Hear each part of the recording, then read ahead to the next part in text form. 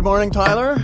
Good morning, Alex. So today we're going to be talking about our favorite models, and economic models, Yes. not our favorite models. That'd be a very different podcast. I was going to spare you the lame joke, but okay. Yes, we're going to talk about our favorite economic models. So let's get right into it. One of my favorite models is how a monopolist chooses the quality of output. So we all know that the monopolist produces a lower quantity of output. The monopolist wants to reduce the quantity in order to raise the price and increase revenues. But what about quality?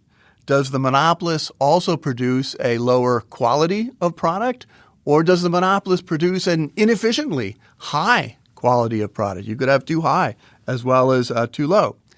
And this intriguing question was first explored by Michael Spence in 1975.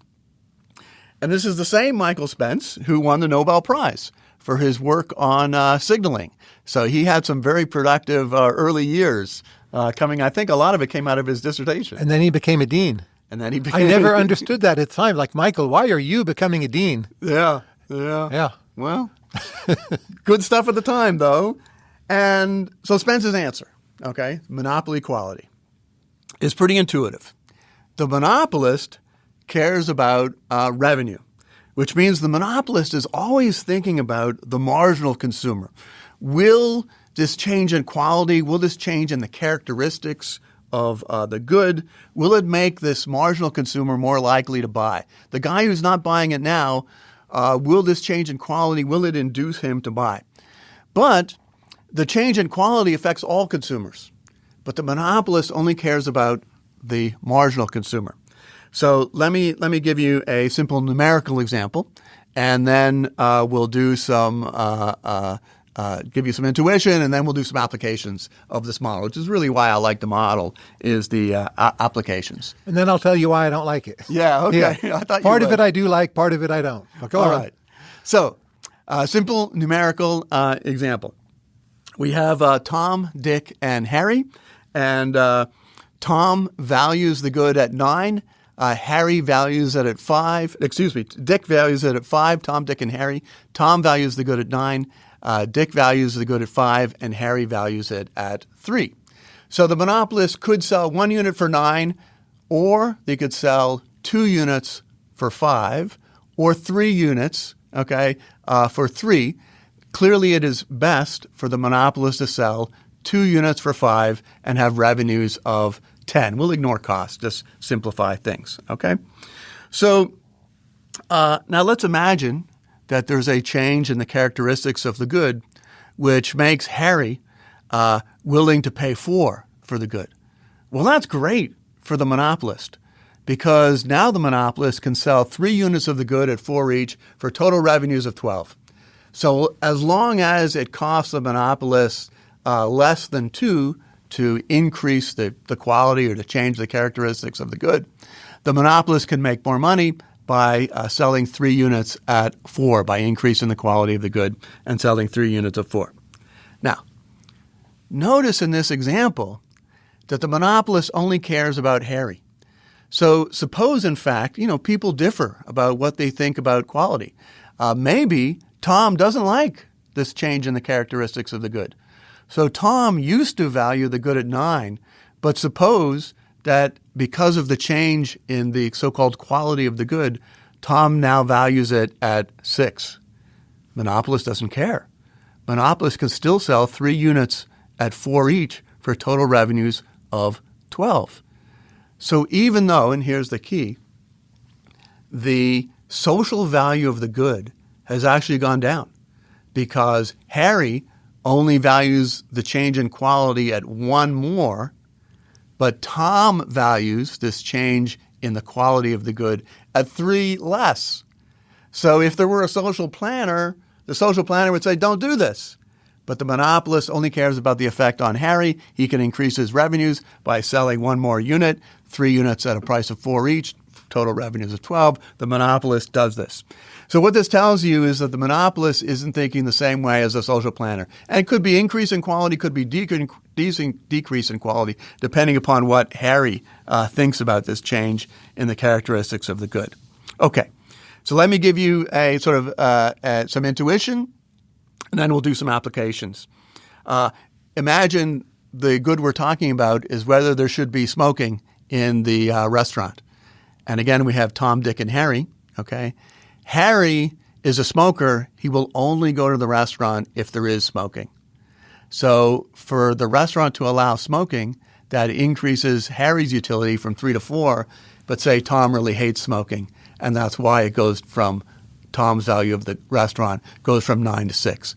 But because it's a monopoly, all 3 consumers still consume, and so this is good for the restaurant to allow smoking, even though it's bad for society. Now, I don't want to get – this doesn't prove that we should prohibit smoking in restaurants or allow smoking in restaurants. There's a lot of other things going on, but the point is that the monopolist thinks about the marginal consumer, not about Tom, the inframarginal consumer. So that's the model. Shall we give some applications, or do you want to say why you don't like it, or shall we give some applications first? Well, let me first tell you what I do like about the model. Okay. So often you hear people say, well, the quality of that is crummy. It's because they're a monopoly. It might be true, but it's not in general going to be true. And the Spence model shows you that a monopolist could choose higher quality or lower quality, and neither follows a priori. To give you a simple intuition, if you could have a monopoly over like the supply of yachts for very wealthy people, or a monopoly over little plastic speedboats for kids, which would you rather have? Well, it's going to depend on the numbers, of course, but it may well be you prefer a monopoly over the higher quality yachts that sell for more money. So the simple identification of monopoly with low quality, which you just hear all the time, even from people who should know better, it needs further justification. Clearly, it's sometimes true, but you can't just say that's why quality is low. And the model on that is great.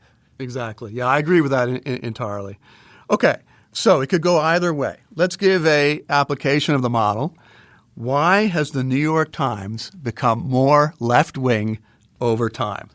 Though it's becoming more centrist in the last year, so it's going to be complicated. So clearly one thing which changes, right, is that consumer tastes change. And you just might think, well, maybe the consumers have become, more left-wing over time, and now Trump is elected, and so now they could be less left, well, blah, blah, blah, blah, blah. Consumer tastes, okay?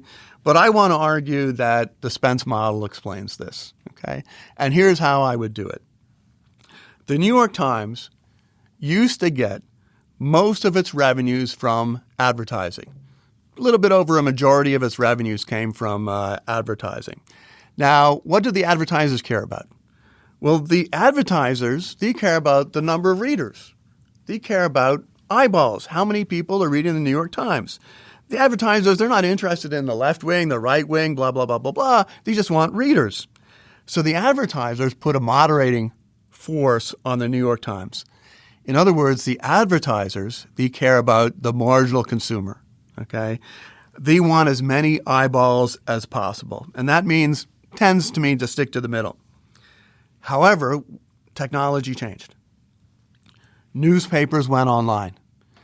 And at first, this was a big shock to the newspaper industry. Advertising revenues fell, okay?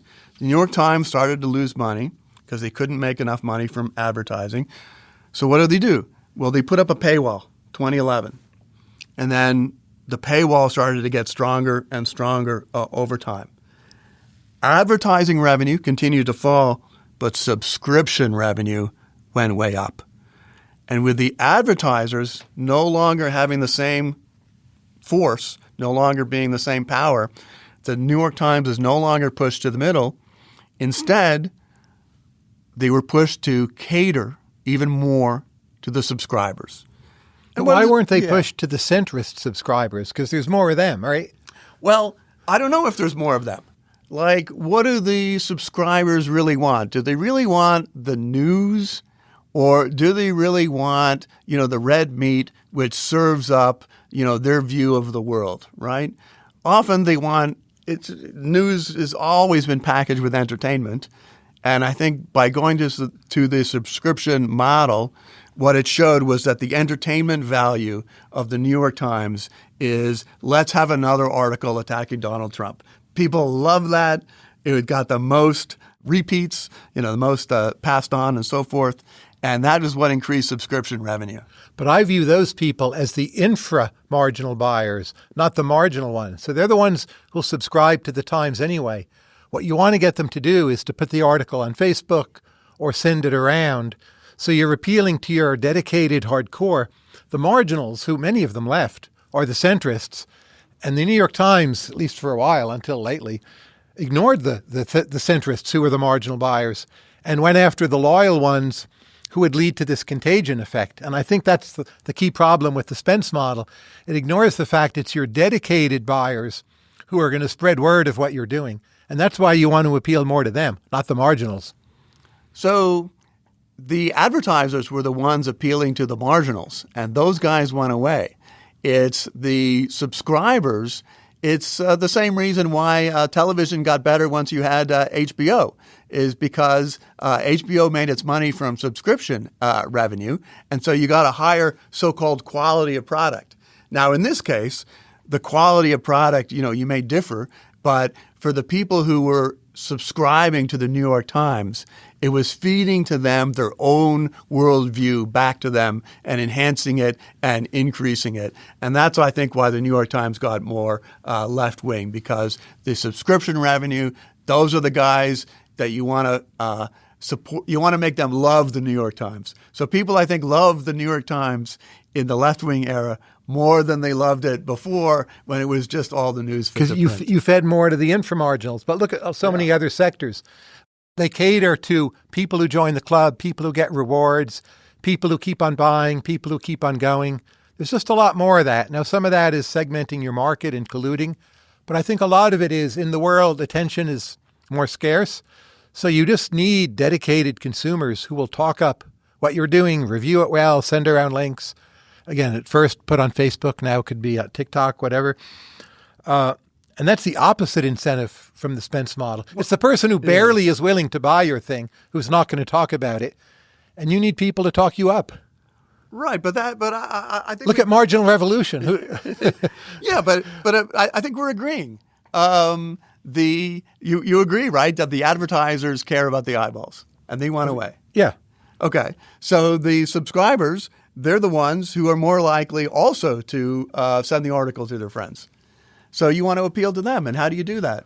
But of those subscribers, there's some people who over the years write me and tell me they got fed up and stop. And then there's the dedicated hardcore who want to look at the culture page and see so many articles about, my goodness, whatever. And for so many years, there was more and more appeal to them. And I just think they're the people who are not going to leave the Times no matter what. Yeah, but I don't know. Well, why do you think the New York Times got more left-wing? Well, I agree it's disappearance of advertising, but that's not exactly the Spence model. The Spence model is taking that as fixed and then saying, well, as market power increases, do you appeal more to the marginals or inframarginals? And it's saying you appeal more to the marginals. And I just don't see that empirically. I get there's some cases where it's true, but I think this other publicity effect has become more and more important. Okay, so I am twisting the Spence model a little bit because I'm thinking about the Spence model not so much as growing monopoly power, but as just thinking about the marginal versus the inframarginal consumer and how you pay for the product can change that. So in the pure Spence model, there's only one actor, the monopolist. But in the model which I'm talking about, which is also the model of the HBO model, we're actually talking about, or the artist model, like the artist on the margin, the artist has to, meet the consumers, but the inframarginal, the artist wants to support their own tastes. So I'm talking more about there's two different groups here, and they have different views of what quality is. And the marginals are more in care about just the news, and the inframarginals care about the red meat. So I think I am changing the Spence model a little bit, but only a little bit. It's more just understanding that there are these two groups, I think, which is the key to the model. If that's all it is, I agree. But the notion of when the marginals become more important, I don't agree with Spence. And even HBO, I think of them as facing the following problem. They have all these loyal subscribers, but those people expect a really good show once every 2 years. And you'd better give it to them or they're going away. HBO, at least for a while, kept on delivering that consistently. Maybe not anymore, but they did for many years. They were never so much, well, let's dumb down the HBO thing and try to bring in some newbies, at least not after a while. They're like, we've got to come up with another, what was it, Boardwalk was the show, or Sopranos, and always trying to do something hardcore. Exactly. Now, it's when they lost track of that they started failing, which is more recently. But during the heyday of HBO, it was just hardcore, let's appeal to the inframarginals. Exactly. Yeah. Because it's subscription revenue. So, but that's not the Spence model. It's like... I think it is. I mean, it's the Spence model in the sense that when you had broadcast television, you are much more interested in the marginal consumer than when you have subscription television. But that's the Coase model, which it makes sense to me. Which Coase model? Well, his piece on payola, that's what, 1972? Yeah. That when it's ad-driven, it's least common denominator. If it becomes quote-unquote payola or subscription or just upfront money, pay for service, you serve the more intense preferences. Totally true. Okay. Well, you call it the Coase model. I call it the Spence model. Let me give another example, which you are very familiar with. And dare I say, this comes from our lived experience. Okay. And our lived experience is writing a textbook, Modern Principles of Economics. And when you and I started to write this textbook, we had the goal pretty explicitly of not writing the most popular book. That's right. We did succeed, but it's in fact become a very popular book. It has become a popular book, but our goal was to write a textbook which the inframarginals, if I could put it that way, would love. Some people would really love. We wanted to write an Alchian Allen. We wanted to write a McCloskey. We wanted to write a book which would last. And to do that, we had to make some choices, like not including, a lot of things which people wanted, right? And we had to get this by our publisher. That's right. And over time, they want you to put everything in an appendix. It's a compromise. Exactly. So every new edition, we face this battle or this conflict with our publisher, who's otherwise a great publisher, Macmillan Press. In that Macmillan, they don't get the love. They only get the revenue, right? So they don't care that that people love our book. They only want it to be popular. And so we get this, well, if only you had a chapter on indifference curves, then more people would use your book. And we're like, indifference curves shouldn't be taught in, principles. We are a supply and demand book. Supply and demand, supply and demand, supply and demand. Teach supply and demand better, give more applications. Don't throw the students who are never going to take, most of them are never going to take another economics class. Don't throw them into indifference curves and explain, why indifference curves don't cross, blah, blah, blah, blah, blah. And then you just give them one application and then they forget it, right? But the company is like, oh, well, but some places, they have to teach this model. And so we have this battle. Sometimes we give in. And sometimes we don't. But I've been on these phone and Zoom calls where I'll say, well, if you want to teach indifference curves in the latest edition, that's in an appendix. Yeah, exactly. And it is. Yeah. So there's a real trick in that you don't want to make the book worse for, the people who love it. But you do at sometimes want to, appeal to the marginal consumer. Like, it's amazing to me, right? But one of the most popular economic textbooks, even to this day, is like McConnell. Okay, it's easy to test based on it. Easy to test. No dirt on McConnell, but no one has ever said McConnell is the greatest textbook ever written, right? How is it so successful?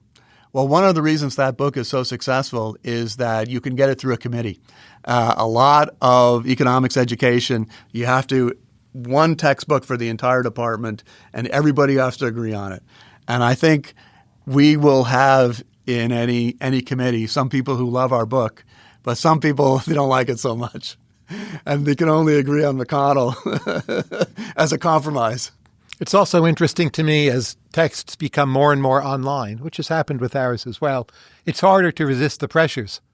So you could say in the old days, oh, but if we put in another appendix, the book will be too bulky, the paper will cost you money, The point of the book won't be clear. But with everything a click away, the complaint, in a sense, sounds a bit more like, well, we don't want to have to do the work, rather than, oh, the book will be worse. Yeah. And you're more likely to lose the battle and content will proliferate. Yeah. It's interesting because you can always mix and match the author, the chapters. But a lot of people don't do that. That's right. A lot of people don't do that. They think if the authors have written it this way, we must do it in the same order and, cover exactly the same material. In any case, I see this as an application of the Spence model because the company is interested in the marginal consumer. We're interested in giving love to the inframarginal consumer. So it's my lived experience which makes me like this model. Let me tell you about one of my favorite models. Please. And this is not a partial equilibrium model. It's a general equilibrium model. And that's another of my worries about the Spence. You're just looking at one firm or one sector or one thing. But Arnold Harberger, who, by the way, is still alive, I believe he's 100 years old. He's at least 100, still deserves a Nobel Prize. But in 1962, he wrote what is now a famous piece called The Incidence of the Corporate Income Tax. And this piece teaches you how to think about tax incidence. What then was a new and better way. Now it's quite standard. But the point Harberger makes is tax incidence up until Harberger had been about a single company or single sector. And he built the modeled equivalent of a whole economy. So what economists mean when they say general equilibrium is instead of one sector, we're going to have two. So usually we'd say for partial equilibrium, it depends upon the elasticity of demand. That's right. Like that. Right. And it depends partly on that, to be sure. Yeah. But in the Harberger model, it depends on how the sectors interact. So one thing we learned from the Harberger model is that simply from moving from one sector to two sector, you get a lot more richness. A lot of people might have thought, well, to mimic a real economy, you need 7,000 sectors. Otherwise, you don't know what you're doing. And there are people who try to do that. But the Harberger model is the simple Chicago school economy. Only two sectors, you get a lot more richness. So you have a corporate sector. And a non-corporate sector. And a non-corporate, which is still large in the U.S. economy, right? It can be nonprofits. It can be residential real estate, which is huge. It can be household production, which is hard to measure, but very large. Yeah. Partnerships. Yeah. Small companies. Right. Also, the other sector can be overseas activity. Not in his first model, but that's turned out to be one of the most important applications. So you have an increase in the corporate tax. What happens? Well, one lesson of the model is actually anything can happen. Okay. So who bears the burden? Is it capital? Is it labor? Or is it consumers? So in the simplest versions of the model, what you have is both a substitution, capital versus labor, in the taxed sector, and you have substitutions across sectors. So you have a whole series of different effects. But one of the first and simplest lessons from Harberger, which is really neat, but people just hadn't gotten it before, is if you tax the corporate sector, under a lot of reasonably general assumptions, the rate of return on capital goes down equally in both sectors, which to us is standard fare. But what will happen is capital flows out of the corporate sector into the non-corporate sector. That lowers the marginal rate of return on capital in the non-taxed sector. And simply the notion of capital can suffer in both sectors. Again, a revelation may be self-evident to us, having written this principles textbook, yes. But it shocked people. Yeah. And the partial equilibrium models never show that. So when you tax the corporations, you're also taxing the mom and pops. And the nonprofits and wherever else the capital might flow. Yeah. And so this was one of the first useful applications of general equilibrium. That's right. Yeah. And on that, it's really held up. International affairs, one of the lessons is if you turn the other sector or add another sector that's international, basically small economies cannot afford to tax capital at very high rates because so much of the capital will flow elsewhere. Right. So instead of flowing to the non-corporate sector, it just flows out of the country. That's right, which is like the other sector not affected by this particular tax. And in 1962, a lot of small economies treated their capital very badly. I mean, many still do, but there's been a real revolution where even fairly statist economies like the Nordics over time shifted to treating capital income pretty generously. Singapore would be another example. And again, it's simple once you know it, but the Harberger model taught us that. And what about the labor margin? Well, the debate since then has been how much of the tax is borne by capital and how much is borne by labor. On one hand, the Harberger model teaches you anything can happen. That's useful intuitively. But in fact, when you investigate it empirically, it's what you would expect to happen that mostly happens. That is, capital does bear more of the tax than labor. But labor bears a chunk. Yeah, a typical estimate might be a third. Right. So there's no free lunch from the point of view of labor. And furthermore, a lot of the capital is owned by labor through pension funds. Right. So if you take that into account, I don't have an exact number for you, but I think it's plausible to think labor might bear half the burden of a corporate tax. Right. And again, you can show that pretty simply. The estimates are not exact, but just a big advance for economics. And if you ask me, like, what ideas do I use all the time? That's one of them. The Harberger basic model, it doesn't have land. But there's the issue of what if you have three factors in the model? You would start with the Harberger model. If you're a NIMBY who thinks, there's this kind of land monopoly in a city, or land rents are very high because we stifle building, the incidence of a lot of taxes, even in general equilibrium models, can fall on the land for a city. Yeah, because the land can't escape. That's right. Yeah. So as we say in the textbooks, so elasticity is equal to escape, right? If you Yes. have high elasticity, you can escape the tax. And if you have very inelastic demand, going to partial equilibrium now, which is land, you can't escape the tax. So you may not like this point, but like the congestion tax in New York City, it depends on a lot of things, but at least think through the possibility that much of that tax will fall on the landlords. And, prices for what you drive into the city for will fall by about as much to offset the $9 toll. This adjustment takes some time. Over time, you may not discourage commuting or driving very much.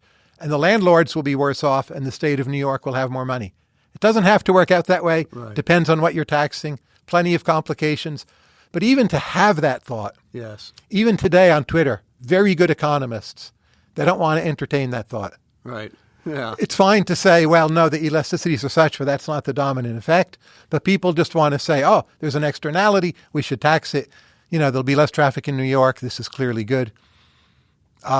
Still, it's better on net to tax the congestion, but you need to think through, where's it really going to fall? Yeah. So Harberger, you're making a good case for Harberger for a Nobel Prize. Now, some other points in the model. First, the basic model assumes that both capital and savings are fixed. Now, over time, as you would expect, this has been modified. It's one of the great contributions of Larry Summers that he led many of those modifications. So just to understand, what was it that Larry did that was important? Well, many different things, but you don't understand the importance of Larry without knowing the Harberger model, because he, Martin Feldstein, Jim Paterba, some other people, started looking at this being more elastic. You get kind of cheaper, less academic versions of that from the supply-siders, but same basic idea. And that can change the results. But the notion that you want your tax system to encourage accumulation, it's not in the Harberger model, and still the model is useful, is a funny mix. You might not expect that, as a market-oriented economist. But that it's true is a little sobering. The effects you might think are most important, you don't always need to have in your model, is a useful lesson for modeling in general. Yeah. And it doesn't mean you shouldn't have other models for those. You should. Right. Now, here's another thing about Harberger model. Okay. So, does this lower it or raise it in status? But the basic model is sweeping under the rug consumer price effects. Yes. So it's there's two sectors. Harberger's well, some prices will go up, some will go down, but this is not a model about consumer prices. Fine, you can limit it that way. But there's some later papers. There's this one in particular by Scott Baker and co-authors. Came out last year from NBER, and it looks at changes in state corporate tax rates. And it finds that really so much of the burden falls on consumers. And that some of the core results where it seems to be 70% on capital and 30% on labor, it can be up to 50% of the total gets translated into higher prices for consumers. Yeah. Now, that doesn't quite make economic sense. There's a lot of different cases where these cost push or cost plus theories of prices seem empirically sounder than you might like to think as a micro-theorist. Yeah. And this is one of them. So That's not a final word, but the notion that we need to think about pricing more seriously It may not just be elasticities in the simple sense, but there's some coordinated add-on to average cost maybe that actually could stick. I'm not defending that, but the recent add-ons to Harberger investigations are putting that on the table back again. It makes the corporate tax look worse. It makes some parts of traditional micro look worse.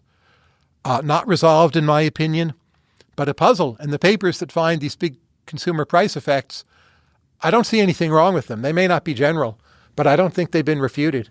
It's always been a little bit puzzling to me that in the big literature on the minimum wage, all of the focus is on, how much or does it reduce, how much does it reduce the demand for labor.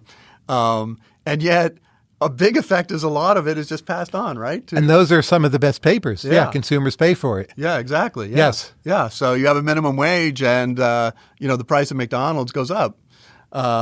You may hire almost as much labor as you did before, but now you've passed on that increase in labor costs, you pass it on to consumers, many of whom eating at McDonald's are not rich. Yes. They're not the rich. So it definitely changes the distribution in, not a particularly beneficial way. Maybe another lesson is we should listen a bit more to business people, as Alan Blinder and some others have done, because they've said for ages, oh, you put a tax on us, we're just going to pass it along. And as an economist, you roll your eyes a bit and you want to lecture them about elasticity. And yes, they should learn about elasticity, but there may be a bit more to that crude response than we thought at first. Yeah, I mean, it's certainly true that every business thinks that is what it's going to do, but in general equilibrium. Correct.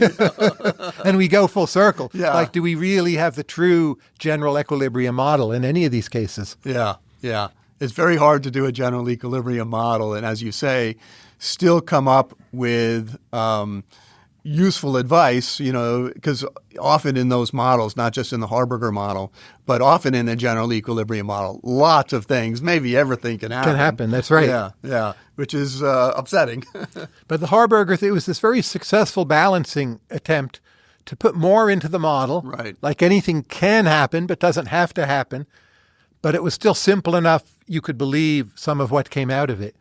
And that delicate balancing act, we're always in danger of it being disrupted, that there's too many results or too few results. So it's a very good way of thinking about modeling and economics. The art of economics. To trace the Harberger debates. Right. And this is not something that will end. Like I said, I don't think there's a final word. The last word I know of is the price effects are really important. But again, the degree of generality there is unclear. One other thing I like about the Harberger model, you see how different parts of economics relate to each other. So the Harberger model, it comes in part out of the Heckscher-Ohlin model, which has two countries, capital and labor. Harberger redoes it. The countries become sectors. But this is known that it comes from Heckscher-Ohlin. So you see how one model, you might think Heckscher-Ohlin is very flawed. Maybe that's a separate podcast. But whatever its flaws may be, it gave rise to the Harberger model. That's high praise right there. Yeah. And then the Harberger model, over time, gives rise to the Krugman-Dixit-Norman models.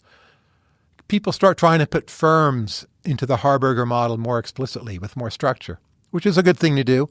And that led to new ways of thinking about trade and Nobel Prizes in that area. Sure. So just like it comes full circle, starts with trade, ends up, reforming trade theory, improving trade theory. Really a very striking, powerful development from Harberger. Very good. Let's do a macro model, which in fact also is going to be related to the Harberger model. But it's very general equilibrium, and it's going to have capital and savings explicitly modeled in a way Harberger does not. So Alex, why don't you introduce that to us? All right. So one of my favorite models in macroeconomics is the Solow model, the Solow model of economic growth. And I like this model because, much like sort of supply and demand in microeconomics, that's a workhorse model, right? It's a very simple model, but you change it around, you do it in different ways, has a lot of implications. The Solow model is a workhorse model in macroeconomics. You can view it and apply it in different angles, different lenses, and it yields lots of different insights. And the model is, at its root, it's pretty simple. I'd explain it this way. Look, there's really two factors.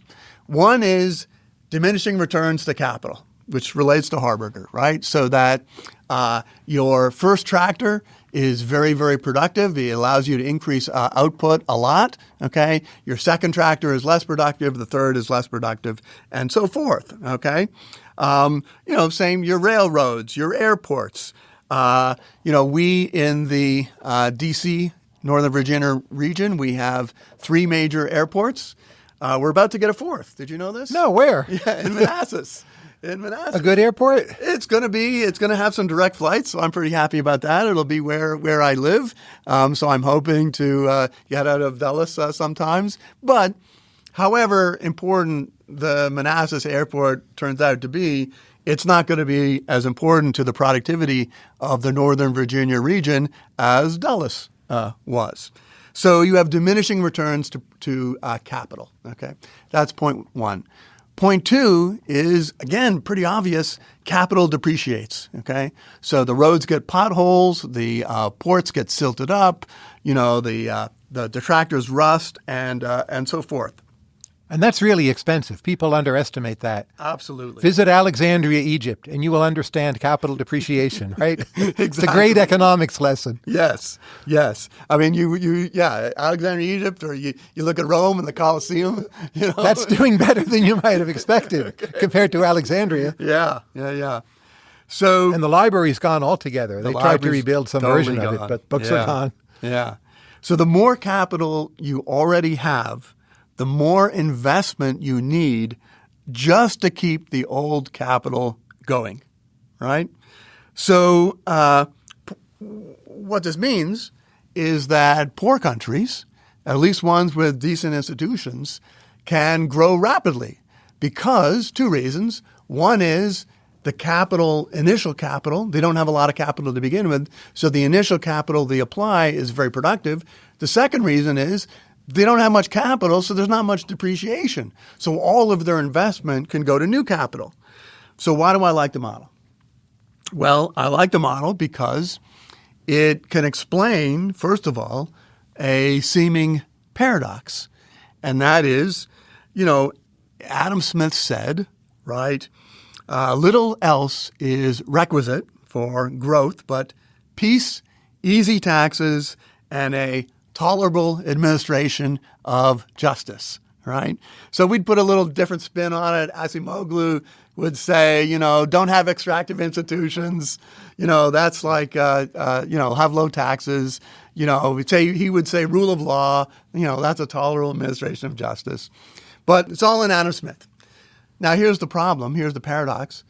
China was growing at like 10% for year after year, decade after decade, even though its institutions are much worse than the institutions of the United States, which is growing at like 2%. Highly corrupt, right? China, yes. Yes. Just to be clear, exactly. So it doesn't have, a tolerable administration of justice, doesn't have it has better institutions than it did, before Mao died, but still does not have great institutions.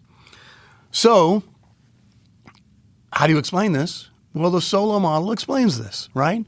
China had very little capital, so the capital that it first applied was very productive, and it didn't have a lot of ports. It didn't have a lot of airports. It didn't have a lot of railways, so it didn't have a lot of depreciation. However, Solow model tells us that you're going to continue to invest until all of your investment is needed just to make up for the depreciation of the capital you already have. So now China has lots of high-speed railroads, but it's got to fix them up. They start to depreciate. It's got ports, but they start to silt up. So China's got to devote more and more of its investment just to keeping up, and because of that, it slows down. Okay? Now, where does it slow down? Well, that does depend upon institutions. So I think China is slowing down right now, and they're not going to come up to U.S. levels of GDP per capita because their institutions are so much worse. But the Solow model does tell us that there's a big difference between catching up growth and cutting-edge growth. That might seem obvious today, but at the time that Solow was writing, it actually wasn't obvious at all. And in fact, it was Solow's model which first created this distinction between the catching up growth and the cutting edge growth. And there wasn't as much catching up growth then. That's one reason why it wasn't obvious. Exactly. Yeah, exactly. Because we didn't have – it had taken hundreds of years for the developed economies to grow, and we didn't see the fast catch-up of the less developed economies. And the one case that maybe we saw, Soviet Union, was controversial for other reasons and is still debated, and the data were not good, right? Exactly. Yeah. A lot of stuff. But the Solow model actually applies a bit to the Soviets, I think. Yeah. There was some real gain in living standards that was explained by this low-hanging fruit, and you can just build some apartment blocks and people will be much better off. Adopting mass manufacturing. You bring in Ford, you build a mass manufacturing model, you kind of grab that from the West, you can do quite a bit. Put a subway in Moscow, right? Exactly. It still works pretty well. So that's one reason I like the Solow model. It kind of explains this seeming paradox. Another reason I like it is that it actually gives us quantitative predictions. So I said that the Solow model predicts that the poor economies will catch up to the richer economies, again, assuming they have similar institutions. But actually, the Solow model allows for the parameters of the Solow model. You can easily find them in the economic data. So the labor share of national income, you can just grab that, put it into the Solow model, and then it'll give you a quantitative prediction of how quickly a country or a region like a state, how quickly will the South catch up to the North. It'll give you a quantitative prediction of how quickly the catch-up will happen. But mostly those are wrong, right, to be clear? Yes. They're wrong predictions. Yes. It's the problem with the model. We're very poor at predicting future rates of economic growth. So we always have to add some twist to the model, but it's a place to begin. And for a very simple model, I mean, it's a great place to begin because then you know what doesn't work. And then you can start to look at, well, what do we need to explain this? And if you don't know that to begin with, you have no idea that you need to look somewhere else, right? So I think even when a model fails, it can still tell us a lot. And that's true for the Solow model. Let me tell you what I do and do not like about the Solow model. Yeah. The first thing that I find deeply intriguing is it tells you there's a real analytic gain, or at least change, from thinking about capital and ideas as fundamentally separate. Yes. I'm not even sure I agree with that. It's very different from what you get, say, reading Ayn Rand or a lot of free market boosterism. Like people who only have ideas, they're parasites. Like real growth is embodied in capital goods, and it's things investing with capital with ideas in it that matter. Yeah. And Solow was saying if you separate those two completely, you'll get a much better theory. Yeah. It's a bold claim. I'm not sure it's true, but I think it's actually the core innovation in the model. And it was brilliant to see. It was at least worth investigating. See, that's what I don't like about the model. Because I would say embodied capital is huge. Ideas. That's also what I don't like about the model. Yeah, okay. And empirically, like you try to estimate TFP, total factor productivity, you're separating out investment. What if the ideas are embodied in investment, which of course they are all the time, especially with tech? And the TFP measure becomes worth less and less. So I'm not sure we should separate capital and ideas so cleanly. Yeah. Yeah. But it is, I agree with you. It is interesting. You can get pretty far by doing that. So again, with just a few pretty simple parameters, you can actually do growth accounting. So you can use the Solow model to say, how much of growth is coming from more capital, how much of growth is coming from more labor or better labor, how much is coming from ideas. And I do agree with you that, it's kind of tough to separate ideas from capital since so many new ideas are embedded in new ways of doing things.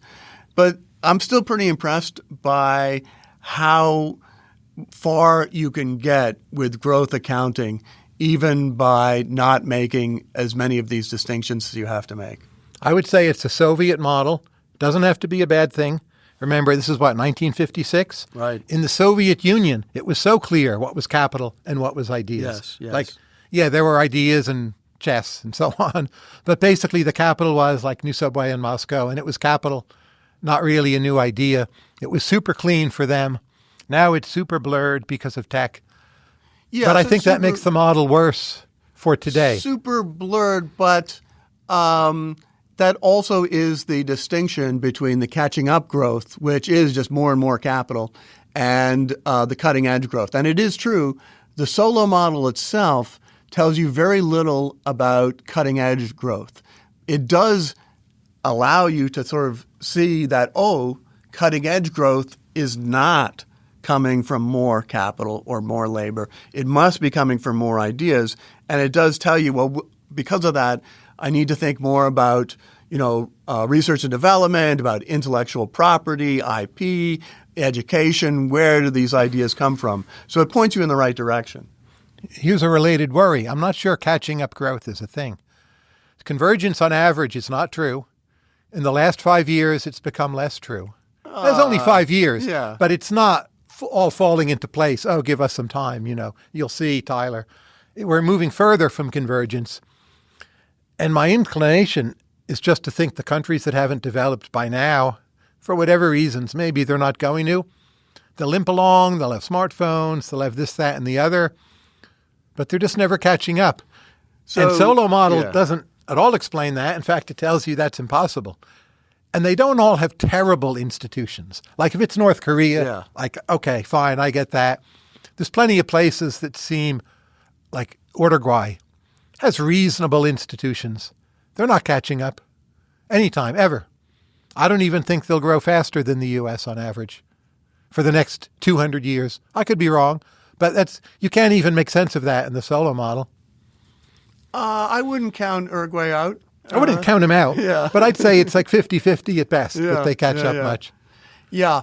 So if it's not catching up growth, then it's not institutions. Okay. What is it which explains why these countries are not growing? I think it's Solow or maybe Samuelson. They have this famous remark about things degenerating into cliches about sociology that don't really make any economic sense. Yeah. And whenever people invoke a methodological argument to address a substantive point, I think it's usually bad. I do think it's culture and ambition and aspiration, and I know those are hard to model, hard to test. But Uruguay, it's democratic, reasonable amount of free speech, not at war. If you want to pull the European settlers card, a lot of Swiss blood in that country, it's fine. Yeah. But something about it. So culture is an idea. Yeah. I do agree with that. I was in Argentina recently, and, there's this big literature. Argentina was one of the richest countries, in 1900, and it's just become poorer and poorer, relatively speaking, over time. And yet, when you go to Argentina, it's a pretty nice place. And I think one of the reasons why they have one of the reasons why Argentinians have put up with this relative decline is that actually it's not so bad. It's not so bad. Now, maybe with Malay, we'll see. Maybe that's just the bringing the chainsaw out. Maybe this is the revolution, or maybe it's just the pendulum swinging back and forth. But I agree that culture makes a huge amount of difference because, well, it's the title of another book you wrote, The Complacent Class, right? Right. It's very easy to be complacent when you're at, you've satisfied most of your Maslow's hierarchy. And do we really need to go to Mars, to satisfy another? Where does Elon migrate? Western Europe is not catching up to the U.S. They're falling behind somewhat. And they're free enough, right? Yeah. I think it's too early to say with Western Europe. It's always too early to say. There's like an infinite amount of data in the future. Yeah. But you see no signs of them catching up. I think tech has made a very big difference in the last 15 years or so, but that's a pretty short-run thing. But the notion that scale matters is also not in the Solow model. For a lot of things, scale doesn't matter. But the more you're in a tech age, at least so far, and the growth of China illustrates this, scale really matters. And if you look at the data of the world as a whole, Peter Thiel makes this point, like the two big trends are Europe share decline, China share up, U.S. share, which everyone thought would decline, is fine. So scale has become a lot more important than it was 30 years ago, I think. Yes. The U.S. share has still declined a lot. I mean, China's share has gone way, way, way up. But the rest of the world often has declined. Yeah. U.S. has held up just fine against lots of countries, in many cases gained on them. Yeah. Yeah. No, Most cases, I think. Yeah, most cases. Yeah. China's the big exception. Yeah. And maybe India following behind. That may be, slower, but yeah. Yeah. But the simple point that for the last 20, 25 years, scale has been key. Yeah. Solow is obliterating that possibility, and I think it's probably true. Oh, yeah. So one of the problems with a very simple model, I like very simple models. You can do a lot with them, but you can't do everything with them. Let me give you one more reason why I like the Solow model. And I'll give you one more why I don't like it. All right. Once you think about the factors which generate growth in the Solow model, like better capital or more labor, better ideas, you realize that these things, they don't come at you smoothly, right? Sometimes, I'm working at my office, and sometimes I have a good idea, and sometimes I'll go for weeks and there's no good ideas at all, right? So all of these things, they come with noise to them. We have a big fire in Los Angeles. That's like a negative technology shock, right? That's a negative shock to capital, right? Negative shock to labor. All that labor is not going to be used productively for quite some period of time. So when you add noise, when you add errors, then you add the fact that your capital can be jumping up and down, your labor moving up and down, your ideas moving up and down. The Solow model actually turns into a model not just of economic growth in the long run, but a model of business cycles, right? And so the Solow model with errors, that turns into the real business cycle model. I like that point, and it relates to your comments on Argentina. Fisher Black stressed luck. I think early Argentina had very good luck. Not that many people, resource-based economy. They made huge bets on meat and refrigerated boxcars at exactly the right time. I'm not saying there was no wisdom behind that, but that it paid off also involved luck. And that luck is gone, and now they're not making any especially good bets. And in the data, so many countries are small countries, and their fates can be so governed by luck. And that too, Fisher Black points us in the direction of luck. Solow, it's buried in there, but not really. Here's the final thing I don't like. Okay. But some days I like it. I'm 50-50 on this one. The Solow model suggests there's a distinction between once and for all changes and ongoing changes in the rate of economic growth. And this ultimately stems from the split between like ideas and capital as being separate. John Cochrane wrote a great blog post on this, criticizing it.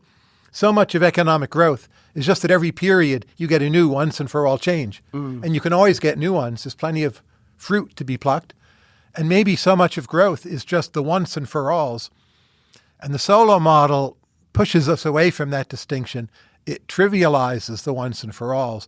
Oh, you're going to cough them back up because later on you'll accumulate less rapidly because there's less catch up. And for the Solow model, it's all the ongoing changes that matter in the long run. And that might just be wrong. I'm not sure. I tend to think I agree with John. Loved his post. But what do you think of that issue? Yeah, I mean, ultimately it is ideas, right? And ideas are, they don't depreciate. They do, though. And in our podcast on In Praise of Commercial Culture, we see ideas very much depreciate. We cannot compose great Baroque music today. Well, we do other things. Yes. It's not that they all depreciate. But we can't or we don't want to, right? I mean, mix of both. We can't build in certain styles anymore. Ideas have to be maintained. They're embodied in networks of people. Well, Solow model, right? Depreciation there too. Yeah. There is some, famous stories of building these nuclear reactors, and then they stop, and they literally forgot how to do it. That's right. They had to go back and kind of recreate what the hell they did to get it right the first time. We'll see if the same is true with the bombs as well. Yeah. So maybe ideas depreciate a little bit, but not as much as capital. I don't know. There's plenty I've forgotten in my life. All right. In any case, for a simple model, it is a workhorse model in economics, and you can apply it in different ways. And I think one of the things we're learning from this conversation is that models matter not just when they're right, but also when they're wrong, because they point you in a direction you might not have previously thought about. And to close, I'll point out on YouTube, Alex has a fantastic video on the Solow model. It's literally one of the best economics videos ever made. Thank you. Seriously, yes. Thank you very much for that, Tyler. And the Solow model also features in our textbook, so we have a little bit of advertising as well. Thank you, Alex. Thank you, Tyler.